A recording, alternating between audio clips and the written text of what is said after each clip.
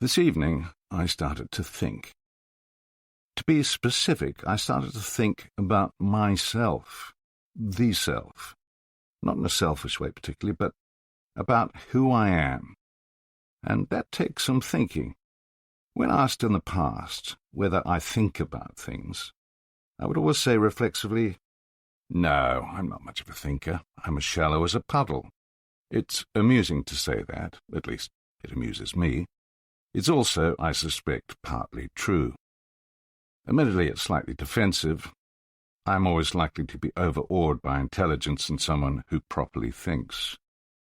By contrast, I've always been a rather more instinctive person. I don't give things a lot of thought.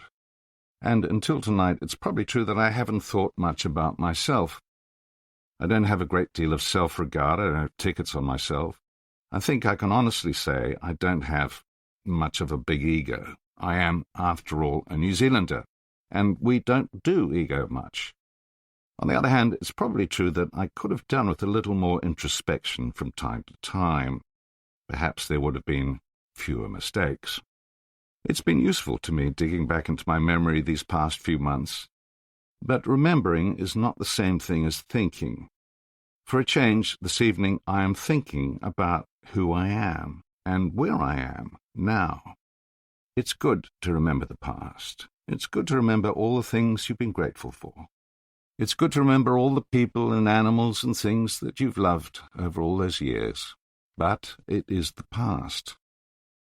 The useful thing at this moment is to think about the present. Thinking about the future is of no great consequence to me right now, or at least it shouldn't be.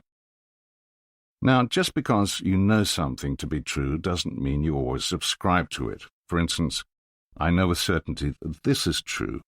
You should live by the motto, be here now. It's so easy to forget that. Thinking about the future can often be self-defeating, especially right now, right in this now, when I find myself in this particular present.